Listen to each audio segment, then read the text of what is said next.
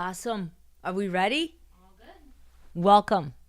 I'm registered dietitian Myrna Haag with the mission to reverse obesity and obesity-related diseases. Seems pretty easy, right? It's just a matter of just going on a diet. But that's exactly what it's not about. There's actually a way to do this that the body will regulate your appetite and metabolism. You don't need drugs. You don't really even need a certain kind of diet. You need a methodology. But what we're going to talk about in this video is the epidemic that's rampant. And I'm not talking about diet per se. I'm talking about word salads. I'm talking about the confusion that really causes the malnutrition. At the root cause, people getting information that isn't really working too well for them, or they think it is. They don't know that it's actually going down the wrong path because they're getting a lot of what I call word salad, a lot of information all mixed in together. And there's really no way to distinguish what is good and what is not, what I should be doing and what I shouldn't. And after all, we have physicians, clinicians, we have people with white coats telling you, do this, don't do that. But at the end of the day, we want to give you a model that you can use that'll work for everything. And let me tell you, when I first started treating patients as an RD, as a registered dietitian, I opened up a clinical practice, and it was pretty scary when I first started because I had a lot of people that would come in with these all different types of diseases, and I had to really get down to pinpointing how to help with their symptoms and their disease as far as prevention with nutrition. And if I looked at studies, I'd be just all racked up all day long looking at all these different studies and trying to figure out what they mean. How do I get down to the nitty gritty? How do I really make a difference in this person's life? And I created a model, and it works like a charm, and I want to share it with you so you can use it, especially, and I think you can use it for anything, but especially for nutrition. So we talk about word salads. I'm talking about total junk. I think of junk food. Well, this is where it's not really measuring anything. And really, to me, it kills the brain. And for the most part, when you're talking about nutrition, it kills the body. Because it's a lot of junk, a lot of wordy salady stuff. And word salads are like studies that have no real value. It's a collaboration of words that on the surface appear they will help you. But once placed against a benchmark of known facts in nutrition, in medicine, in law, I don't care what it is that you're trying to benchmark some information, it's just a bunch of information. So it doesn't have substance. And when I think about substance, I think about something that's getting something done. Right? When you think about something being substance, it's something that has good quality and good quantity, and you can really use it, and it's meaningful. And this is what I think everybody needs when it comes to their health. They need to get good substance instead of a lot of junky words. So it's about trying to shift through all the trusted sources. It's like a lot of swirling of information with no real resolve. And I always say there's always a salad creator and then there's always a salad eater, right? So if you're out there reading the marketing information or reading the studies, you're the salad eater and somebody's creating it. And they're not always thinking about you, the salad eater, the one that's got to use it, the one that's got to create this great substance for their health, for their mind. You're the one that's got to take that information and make it meaningful. So really, honestly, how do you do that? Well, here's the model. And we're going to run this model through for diabetes, for obesity, for just about any disease. This thing works like a charm. First of all, you have to think about what it is are you solving, okay? What's the problem? What are you trying to solve? Even if my husband's watching a video on something, first thing I ask him is, what's the problem? What are they talking about? What are they trying to solve? Is it just a bunch of wordy, or is there really something getting to some substance value? So the first thing is, what are you solving? And then the other big piece of the equation, this is where everybody misses. And if you miss this, especially when it comes to anything with health, you miss the entire picture. I don't even think you can go one step lower. If you miss the pathology, if you miss what you're really looking at about the disease, the problem, how it runs, where it goes, how does this disease look? Whether we're talking about hypothyroid, whether we're talking about diabetes, I don't care what disease you're talking about, it has a pathology. These substances in the body, maybe it's a mutation in a gene, but something goes wrong somewhere and causes something else. It's like a domino effect to go bonkers over here, and then this one gets over here. But the whole idea is that there is actually a path to this. And once you understand that pathology, then and only then can you come up with benchmarks. And these are things that you measure within that path. So if you don't have a clear understanding of where you're broken or why you're broken, then how the heck can you come up with any type of benchmarks, anything you can measure? And these are the two things that are left out in almost every example, in almost every study, and quite honestly, people get stuck in this epidemic of word salad. And they really just become talking points. They're just picking up facts and repeating them and throwing them out there, and really nobody's really understanding anything or how to fix anything. And when you can get the pathology and you can get these benchmarks, which I'm going to give you examples how to do this, then you can actually get a solution. So it's really 4 easy steps that work like a charm every time. So let's run through it and look at it for type 2 diabetes. And we're going to run through an example. I'm going to use 2 examples, and then I'll kind of throw it out there, and we'll put anything in the equation and see if it works. Type 2 diabetes. So that's the problem. And typically if you have it, your question is, how do I reverse it? How do I reverse type 2 diabetes?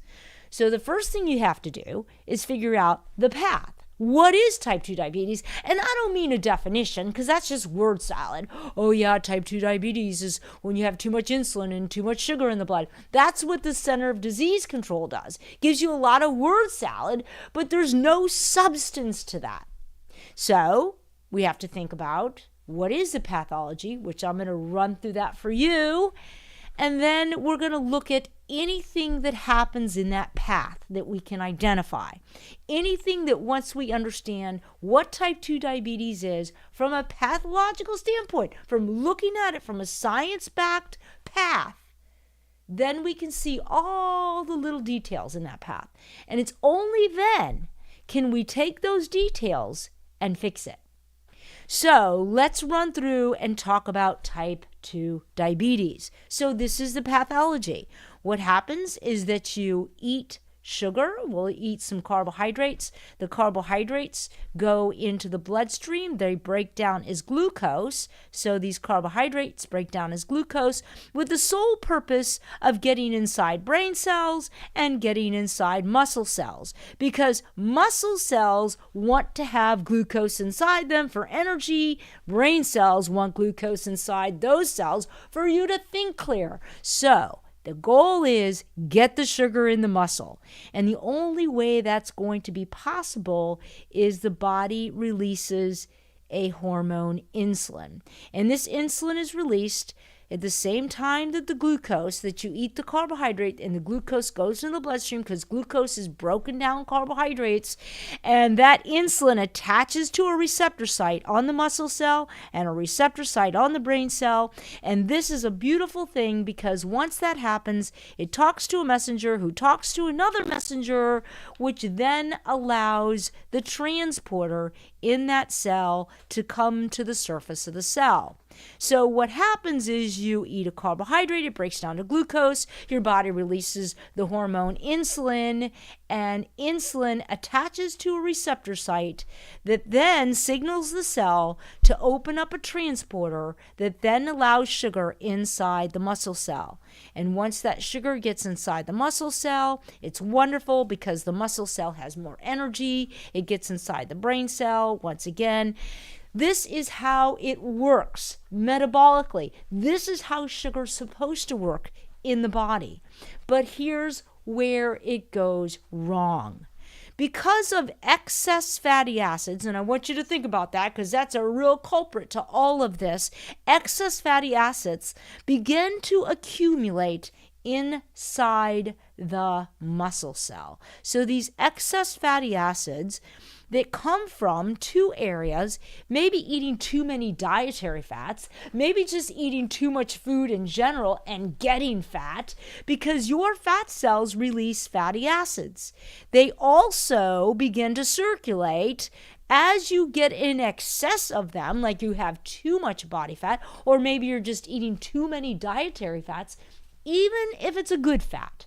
Too much of a good thing can be a bad thing. And in this case, that is the case with dietary fats. Now, I know, avocados and nuts and olive oil, all good for you, but in excess, not so good for you. So these excess fatty acids that accumulate in cells that are not meant for storage of fats, in non-fat cells like muscle cells, these fatty acids begin to clog up that receptor site.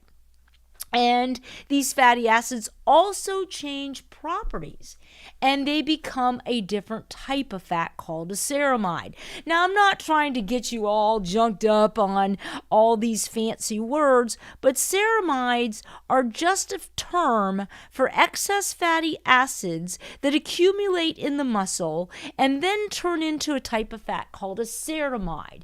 And it's these fats that get in there and clog up that receptor site, not just in the muscle cell, but also in the brain cell. And this is type 2 diabetes. And the reason why it's type 2 diabetes is because the message never gets to the transporter, and that transporter never comes to the surface of the cell because the message never got to the transporter to let the sugar in, and the sugar begins to pile up in the bloodstream.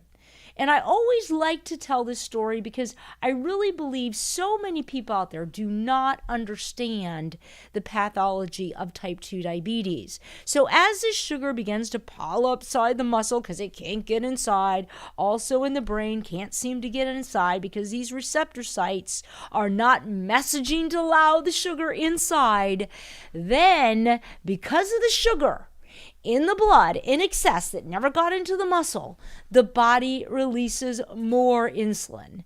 And now you got a lot of insulin in the blood and you got a lot of sugar in the blood, and this is where we get a problem. This is type 2 diabetes. This is type 2 diabetes. A lot of insulin in the blood and a lot of sugar in the blood. But it's not the root cause of the disease. The root cause of the disease is actually too many fatty acids that are circulating because you have too much body fat, maybe you're eating too many dietary fats. Excess is the big word. So bottom line, when you look at the pathology of this disease in particular, you can really see all the working pieces. And when you look at some of the descriptions for type 2 diabetes, sometimes they'll state facts. They'll say, oh yeah, type 2 diabetes is a lot of insulin in the blood. Type 2 diabetes is when you have a lot of sugar in the blood that can't get in the muscle. And you're reading this word salad and you're trying to figure out, well, how does that path work? Until you can really understand the biochemistry, the pathology of whatever it is you have a problem with, and I think that goes for anything you're trying to solve, any problem, you have to really identify the path, identify what it is that you're having the problem in. And a lot of people don't do that. In fact, most people don't do that. So in this case, you're looking at this going, all right, I got it. That's the path of type 2 diabetes. So let's go back to the model, because what we've done in the model is we've actually solved the problem that we're trying to do, reverse type 2 diabetes. I just explained the path to you. Now, let's talk about some benchmarks. Well, the only way you can do benchmarks, measurable little compounds that cause this, is you have to go back to the pathology. Because if you never got the pathology, then how the heck are you going to find benchmarks? Because then we're just back to word salad stuff, and you're just repeating and playing jargon. Doesn't really mean anything. It has no substance. So we go back and we look at, yeah, it's high blood sugar. Yeah, it's high fats and high insulin. But the difference is that you actually understand how that relates because you now understand the path. And that's when you can actually get down to solving the problem. So when I'm talking about teaching people to eat, because that's what I do in my Myrna Method balance program, I teach people how to eat, and I really explain the pathology of obesity. I explain the pathology of everything so that you can understand the benchmarks and how you can solve it. So this is the model I use. This is the model I use in all my live streams when I'm really trying to get down to the nitty-gritty of helping you with prevention and nutrition. So if we look at it in another instance, okay, so let's just go back to measurable benchmarks. To me, the measurable benchmarks really help you get to solving because now you know, okay, it's high insulin, high glucose, and now that I know fats are the big culprit, it's not that insulin and sugar is what's causing the disease, it just kind of happens to be there. But these are benchmarks that I can use for sure, and also belly fat and high triglycerides, and we talk about that a lot in the Myrna Method when I talk about teaching you how to eat, and I explain how belly fat, that's another problem. Getting the pathology of that is all about understanding type 2 diabetes and insulin resistance, which is type 2 diabetes a decade or two prior before you get the diagnosis. So bottom line, getting these benchmarks is how we can solve it. So now let's look at some word salad, okay? Because we're going to go to the CDC website, and we're going to look up diabetes because you have type 2 diabetes. And Sam, I'm going to have you switch the screen over. So pull up the other page. Okay, let me go there and do that. Where will I find that? The other Google page at the bottom. Click the Google. Okay, let's see if I find it. I think I did. Okay, you have it pulled up on your screen? I don't think so. Okay, stop. Okay. Little IT issue. We're trying to get this thing smooth. I'm not a right person to smooth these things out. That's why I have Sam. So You should have it pulled up. I should? Yes. Okay. Pulled up. All right. The website's pulled up? No, yes, the website. Okay. Google. All right. Make sure you have it on your screen. So go down here, Okay. click on this, Okay. and pull up the next window. Okay. Then Perfect. switch it back to the other. Phew. Thank God I have CME. All right. We're there. So they're looking at what I'm looking at? Yes. Okay. Perfect. So when I look at the CDC website and I'm looking at diabetes, right? And I'm like, okay, I got type 2 diabetes and I'm trying to figure out how to reverse it. This is what I'm talking about, a lot of word salad. Let's look at the fact, are they addressing your problem? You want to reverse type 2 diabetes. Number 2, are they giving you the pathology of the disease and benchmarks that you can immediately go to get some resolution? Well, when I look here, they talk about, okay, about 1 in 10 Americans have diabetes. They talk about the overview, symptoms, and they talk about your risk for type 2 diabetes if you have prediabetes or overweight. So all of this is a lot of words, okay? But bottom line, you have type 2 diabetes and you want to reverse it. And you're coming here because they're the experts and they're going to show you how. But as you look here, it's just going into a lot of it talks about insulin as a hormone made by your pancreas. It acts like a key to let blood sugar into the cells. Okay, so I kind of explain that to you. But you're still trying to figure out the pathology. All these words are just kind of words on a page. But if you keep going, they're then going into the testing, and then how do you manage it? So bottom line, this is an entire website of a lot of words, and it's not really getting you to the resolution, which is, I have type 2 diabetes, how do I reverse it? First thing we need to do is explain to you the pathology of the disease, give you the benchmarks you're shooting for, and then let's go figure out how to get those benchmarks done. That simple. So let's look at, Sammy, can you switch it back to the PowerPoint? Yes, so go down. Don't move the mouse for a second. Okay. Okay, go back down to the bottom. Okay. And, Switch your okay, perfect. All right. I'm getting so good at this. Not really. No, don't count on that. That is not going to happen. Not anytime soon. Okay. So let's see if I can find the right slide. So the word salad, and we're going to look at some studies as well, because the same thing goes on in the studies, right?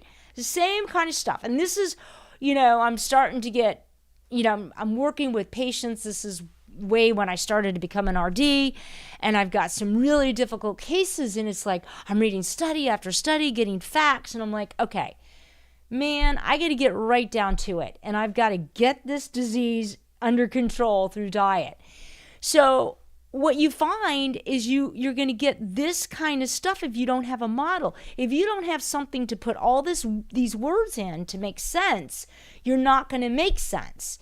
So this is just an example of some studies here that talk about diabetes is a chronic metabolic disorder, about hyperglycemia, which is an increase in sugar, chronic hypoglycemia in synergy with other metabolic. So they talk about all this, what it does and who has it, and it's an insulin-resistant condition with associated beta cell dysfunction. Not that anybody knows what a beta cell is, but they just give us a lot of scientific jargon. And once again, a big word salad, big epidemic, a lot of stuff. And some people, I see it, they do repeat and play. They pick up some of these talking points and they just repeat them. I've seen clinicians do that, and they're just up there talking about these key points, and then everybody sort of repeats the key points, and then it becomes this big old thing about key points. I've also seen stuff on the internet, when I'm talking about videos where they just keep going and they keep going. They're usually selling a supplement. But you're literally 20 minutes into it. You've gotten a lot of facts that you just don't even know what the heck to do with it. So this is a perfect point that goes on. So let's look at the model again, because we're going to solve it in some other things and see if it really works. Once again, what are you solving? Whenever you're looking at information, you got to ask yourself, what am I solving? Why am I looking at this? What's the problem? Because everything typically has some type of thing you're solving. Because that's why you're curious and you're looking at something. You're trying to solve something. You're trying to get information for some reason. So what are you solving? Ask yourself that simple question. And then, what's the path? What is the entire picture of what you're looking at? What are the benchmarks? And you can't get the benchmarks until you see the picture. That's really key, okay? Because a lot of people spit off benchmarks kind of like they do word salad. I'm like, okay, benchmarks, and I'll give you some examples, have no meaning if you haven't looked at the path, okay? And I'll give you examples what I mean by that. Let me go here because I think I had one that did it better. We'll come back to it. Like reversing obesity. So the problem is I want to reverse obesity. I didn't say I want to lose weight, because you could do that on any diet. You really want to reverse the obese condition, because there is a difference between reversing obesity and losing weight. I talk about that all the time. Losing weight just means you're losing weight, but to reverse obesity means you're reversing a chronic metabolic condition. Two different things, okay? People don't know that. But it's literally two different methods. Anybody can lose weight, but knowing how to reverse obesity is a whole nother matter, because it's literally a metabolic condition you need to understand. You need to understand the pathology of that and establish the benchmarks. So when you think about reversing obesity, you have to understand the path of obesity. I'm not talking about losing weight. There's actually a metabolic path, which I'm going to give you briefly in this video. And then the benchmarks, if you don't ever do the path, you don't do the science on obesity, you just state these benchmarks. And this is typically what I see is people will say, well, I need to reverse obesity. It's because I eat too much, I exercise too little, and I do a lot of stress eating. Okay? That has nothing to do with the path of obesity. There's actually a scientific path to obesity. And all this is some behavior jargon. So it doesn't even match the path. Because a lot of times people forget about the path. It's like, oh yeah, we don't need to explain the science on obesity. Or they just talk about losing weight and people think, well, as long as I lose weight, don't I get rid of obesity, the chronic condition? The answer to that is no. You just lost weight. You'll probably gain it all back. Because you haven't figured out how to reverse the metabolic condition that obesity is behind. Sure, you can have, bariatric surgery. Sure, you can do all that. It doesn't mean you got rid of the obesity condition because you're probably going to gain it all back. So these benchmarks that people pick aren't even relevant to a model that would solve anything. And then the way they solve it is kind of crazy because they say, well, I'll just stop eating. Maybe I'll do intermittent fasting. I'll just exercise more. I'll reduce my stress. So really, all of this is, to me, a bunch of word salad, a bunch of junk. And truthfully, I ought to know because I'm a dietitian. I do the studies. When I look at this, I know it's junk, because it doesn't metabolically get somebody where they need to go.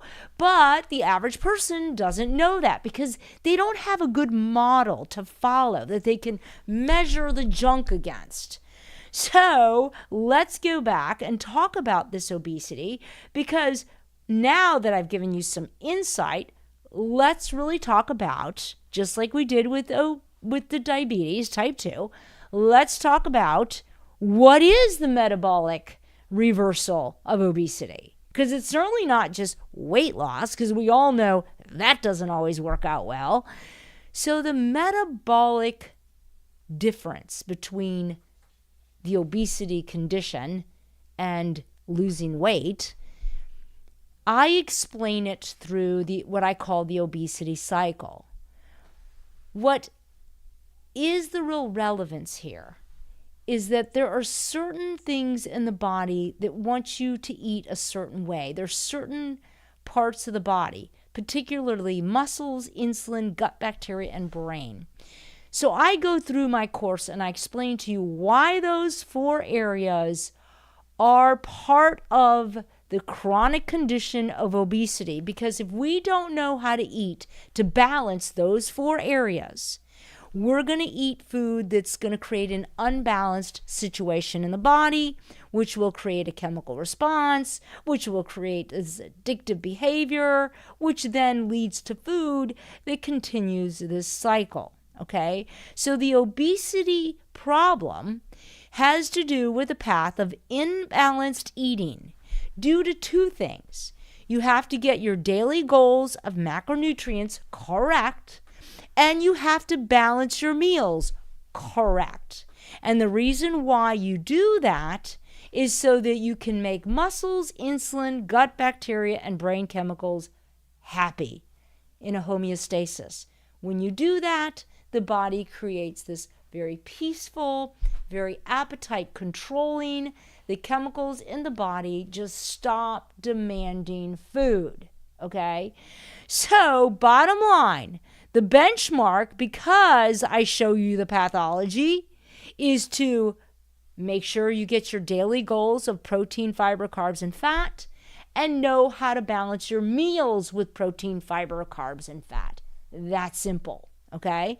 And this is what I do in the Myrna Method. This is what I teach when I teach people how to eat in my program. Okay, hold on a minute. Battery's low. Okay, there we go. More IT stuff. Woo, we got that figured out. Okay, so here it is. We've got to regulate the amount of protein you need. Protein's super important. Your body wants a certain amount of protein. So protein is a macronutrient you have to know about if you're trying to reverse obesity. Also, fiber. I had a live stream, I had a YouTube video where I talked about fiber actually chemically creating these glucagon-like peptides that literally cause satiety and your appetite center. So these macronutrients, how much you eat in the day and how you eat them at your meals, is really how you regulate your metabolism. It doesn't have to do with, vegan versus paleo. Sure, some of those diets, some are healthier than others. Is it gluten-free, not gluten-free? There's health implications for all of that.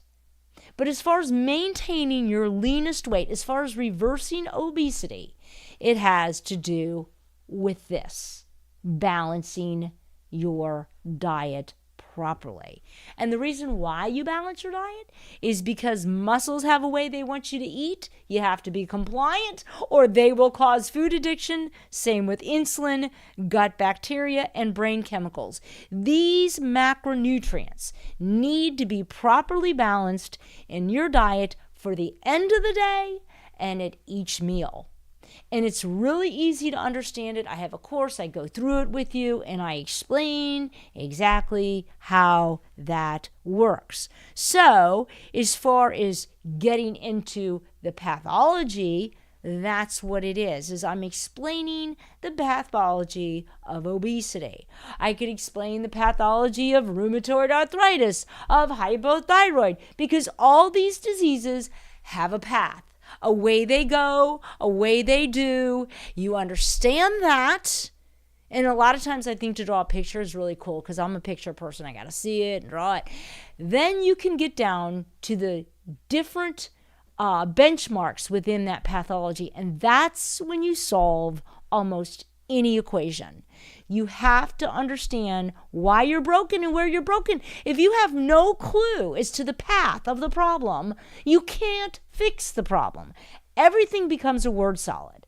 Okay, so everything's a word salad if you're trying to figure out what do all these things mixed in the bowl mean. You got to give them purpose and you got to give them meaning. And when I look at, even when I go to the Mayo Clinic and I look at long-term weight management, a lot of word salad. They talk about this program has been updated and designed to help you reshape your lifestyle, adopting healthy new habits. And they talk about all the new habits you're going to adopt. So it's just a lot of talking points. It's a lot of facts. Oh, I shouldn't eat this. I should eat that. But nobody got down to the nitty-gritty and actually showed you what you're trying to reverse. They actually didn't show you the chronic obesity condition. Okay? So until you get that, you'll never really solve the problem. Same with Ozempic. They don't even bother doing that. They say just shoot it up in your leg, pay us the money, and have a good day. So you will be stuck on Ozempic because nobody actually showed you how to solve what you're trying to solve through Ozempic, right? So for me, I feel like explaining this is huge because sometimes I just take for granted that people know this, right? Because you just get doing your thing and you're just like, okay, well, everybody just knows how to solve this problem. And I actually realized that I needed to do this video because I was talking to a patient last week and it just hit me because it was a new patient and they were asking questions because they were coming from the old narrative model. Just tell me what to eat. Where's my food list? And I'm like, well, first we have to understand the pathology, and then it's going to be really easy to do that. And this person just didn't want to go there. You know what I mean? They're just so locked into just tell me what to eat, and I'll eat it. I'll do whatever you tell me. I've seen my friend, she lost a lot of weight. Just tell me what to eat.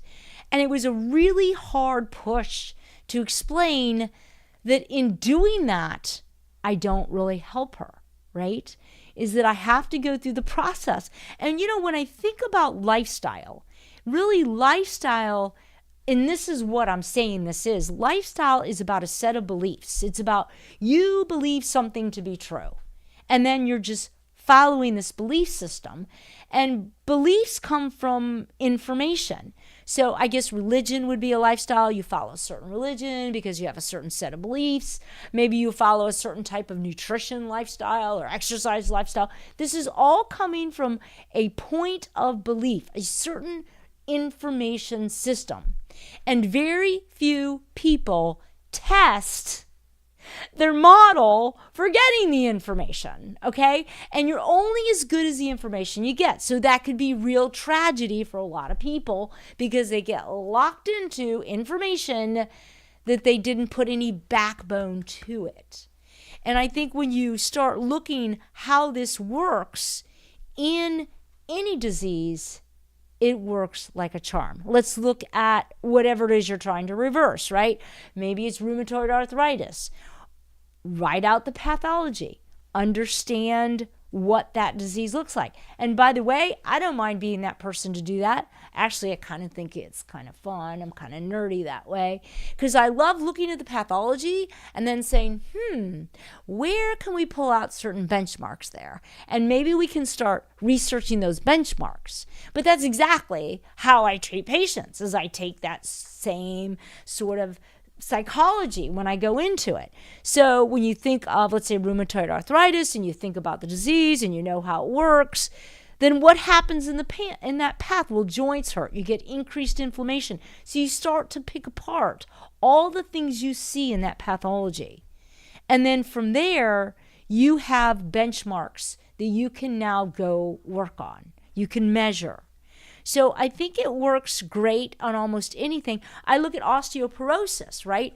And I know a lot of people don't even understand osteoporosis or the pathway, but this is a perfect example. Somebody's looking up osteoporosis, but they've been told they have it. Osteoporosis is a bone disease that develops when bone mineral density and bone mass decreases, or when the structure and strength of bone changes. This, again, is a lot of word salad. Okay, we're not really getting into the pathology. We're just a lot of facts about the disease and description, but you, the person, aren't really sure what this means. And I think as clinicians, if we can think about working with patients and coming from this model, I believe it would change the whole trajectory on medicine because it would really force us as clinicians to do a much better job of looking at the disease as a whole picture and not just a little piece over here, right?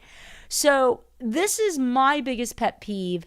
And I think the biggest struggle for me as a registered dietitian when I was really starting my practice is trying to figure out how to get through the word salads and get real substance, something that I could really use and get benefit. Because that's really the key, is when we're looking at anything in life, we're always thinking about how can we be better? How can we create benefit? And I think you almost have to have models to do that, little ways that you go to make that happen. So let's look at fat toxicity. So fat toxicity, when I refer to fat toxicity, I'm really referring to type 2 diabetes because we're going to go back to the model. We'll come back to this.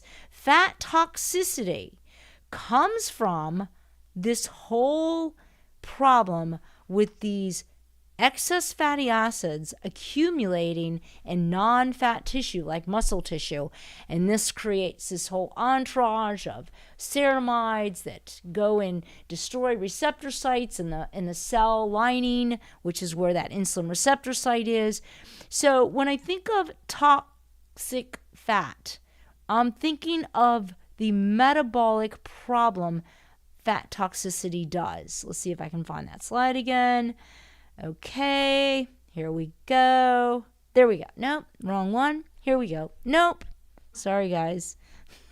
Sorry about that. Okay, I found it. Anyways, fat toxicity. The science on the path of fat toxicity. So if I was going to explain somebody that, and I told them, you have a fat toxic problem. You've got a lot of circulating fatty acids. Your lipids are really high. Your triglycerides are really high. You got belly fat. You weigh a lot. I would actually explain to them the pathology of this. I would explain the type 2 diabetes. I might show a fat cell that becomes enlarged and releases fatty acids. I might show excessive fasting can do the same. You're releasing all these fatty acids into circulation. I could show a pathology, the biochemistry of it. And then after you do that, it gives some real meaning to establishing benchmarks. For instance, when I talk about type 2 diabetes, which is a fat toxicity problem, we can look at the excess fatty foods as being probably a culprit. We can look at those ceramides as being a culprit. But at least we know these benchmarks come from a path that we really looked at, okay? Which is what most clinicians are forgetting to do, explaining the path. They just jump into solving the problem. Take the drug and be on your way. And when you look at prevention, which is my job, I can't do prevention unless I fully understand the pathology of what I'm talking about. It doesn't mean that I'm going to be able to solve it because I have to go do the research because I'll get my benchmarks, but at least I'm going to have some real rabbit holes to run down instead of rabbit holes that don't get me anywhere. So for me, that's always been a major plus point, understanding how to get to the information. So when I think about, just for instance, the ceramides, fat toxicity, I'm thinking high-fat diet, increase in belly fat, increase in triglycerides. Obviously, they have type 2 diabetes. So these are just measurable benchmarks because I understood the pathology of what I was trying to solve. So bottom line, words have no substance. They're just words unless you put them into a meaningful model that will get you down to some quality and quantity information. So, bottom line, what's the problem? If you're getting any information, I tend to think you're doing it because you're trying to solve something. Maybe not. We can just talk conversationally. You can do a lot of word salads because you're talking to your friend. And what are you going to wear tomorrow? Blah, blah, blah. Okay, I get that whole communication thing. But then there's the real life. I got a problem. I want to solve it or I want to know something. What's the path? The measurements in the path. You got to know two of those to really get down to solving it. Okay? So, truthfully, a set of beliefs, which is what lifestyle is, it's going to always come from information. And the point is you want to take your belief system, your information, and be able to have a really good backbone to it, like a really good model that you've sort of pushed that information through so you can feel good about those belief systems. A lot of people, honestly, can have a set of beliefs all about talking points, all about feelings, all about whatever. There's a lot of word salad out there, not a lot of substance behind that. So if you really think about getting a set of facts without a model to solve them, there are just a lot of words with no direction.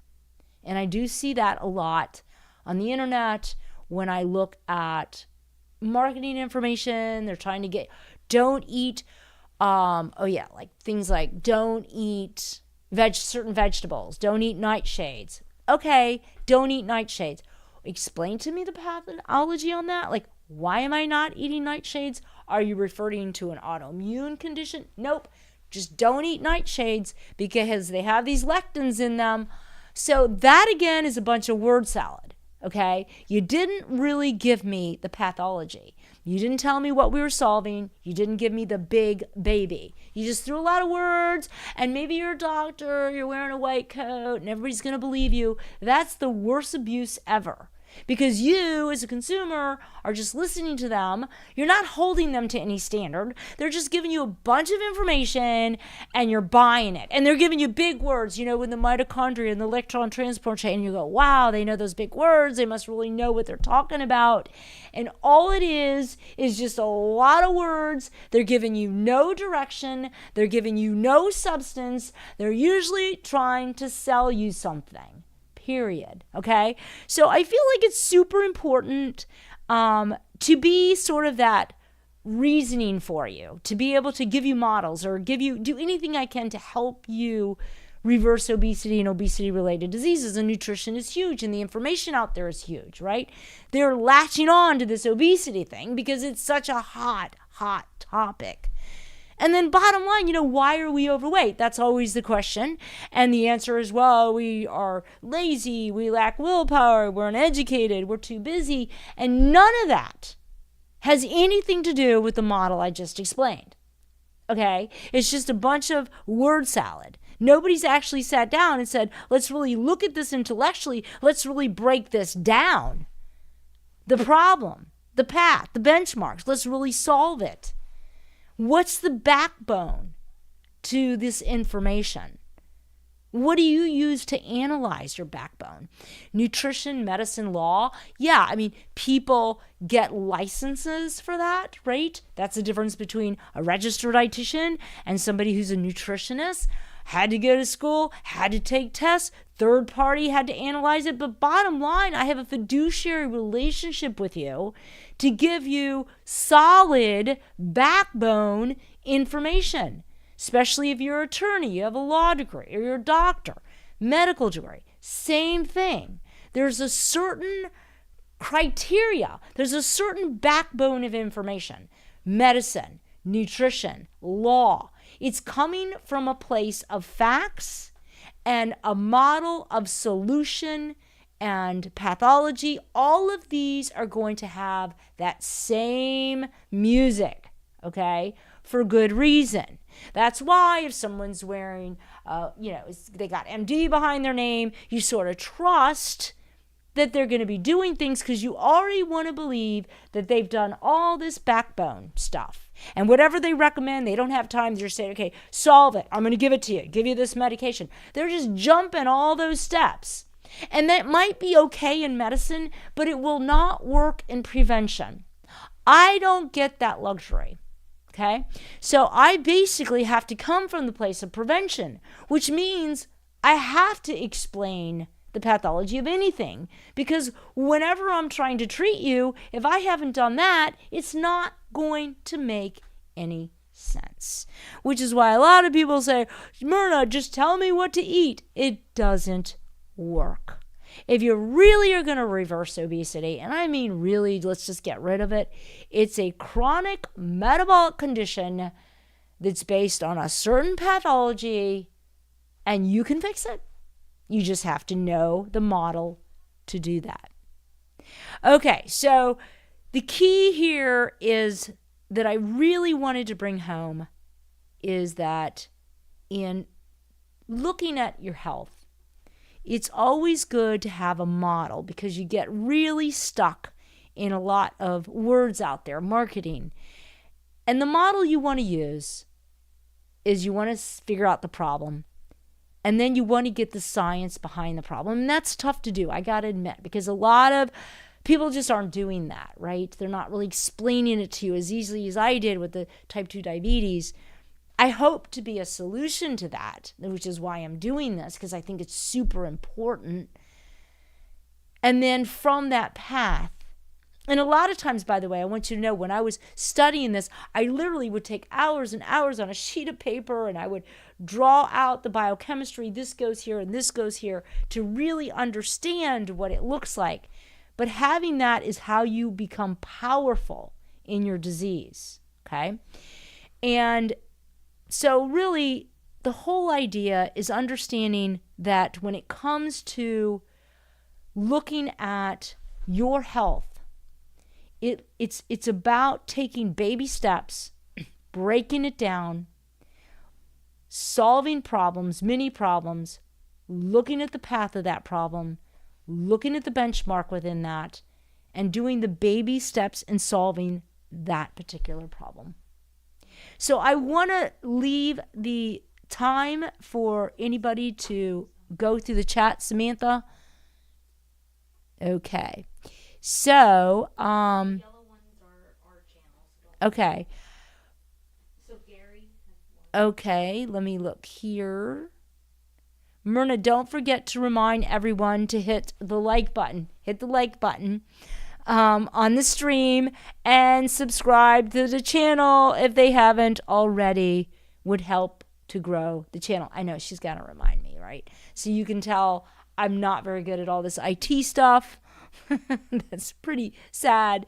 I am good at the nutrition stuff, though. Anyways, And then Gary had a question. okay. What do you do when you have good studies on both sides of a nutrition argument?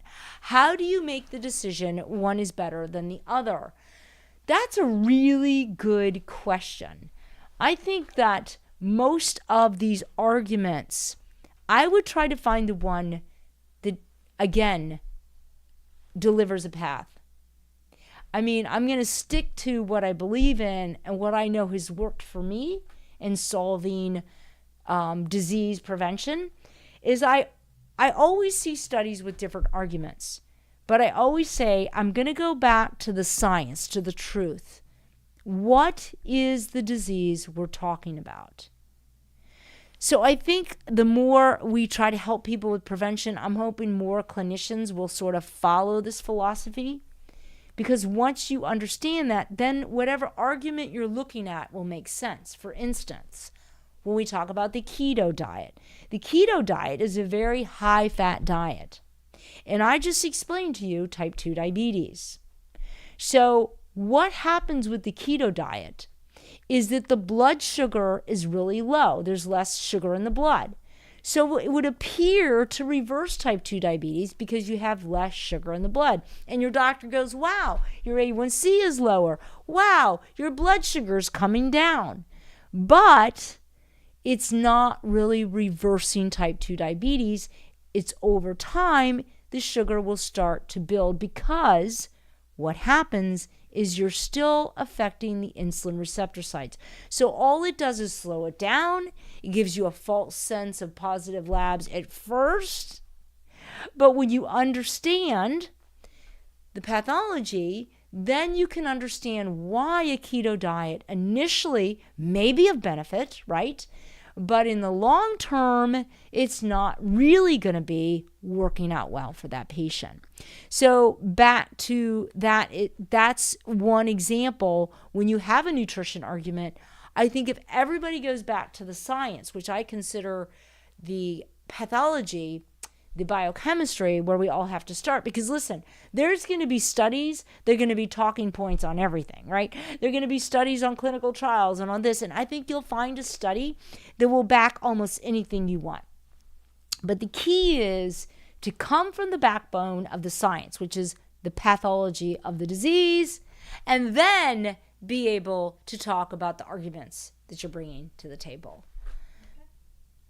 And I'm looking for any other questions. Nope, that's it. All right.